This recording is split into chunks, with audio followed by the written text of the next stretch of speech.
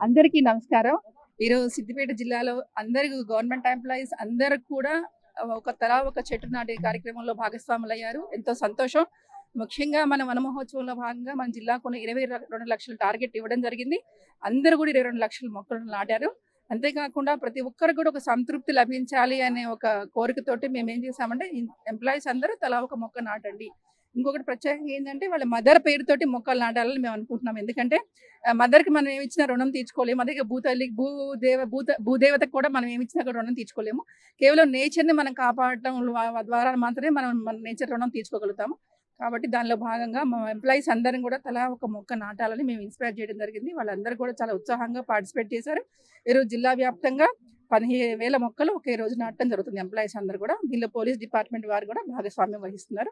ముఖ్యంగా దీనికి ఇనిషియేషన్ మా అంటే అభిప్రాయం మాదైనప్పటికి కూడా, ఆలోచన మాదైనప్పటికి కూడా దీన్ని ఇంప్లిమెంట్ చేయడంలో మా additional collector local bodies Garima Agarwal గారు, అదేవిధంగా జయదేవ్ గారు, పీటీడీఆర్డీ గారు కూడా చాలా సహకరించారు. అది కూడా ఫారెస్ట్ డిపార్ట్మెంట్ వాళ్ళు కూడా డిఎఫ్ఓ గారు కూడా సహకరించారు. కమిషనర్ ఆఫ్ పోలీస్ గారు కూడా సహకరిస్తున్నారు. అదేవిధంగా జిల్లా ఎంప్లాయీస్ అందరూ కూడా దీనిలో పార్టిసిపేట్ చేస్తూ వాళ్ళంతా సహకారాన్ని అందిస్తున్నారు. Thank you for participating, covering this media. Thank you very much.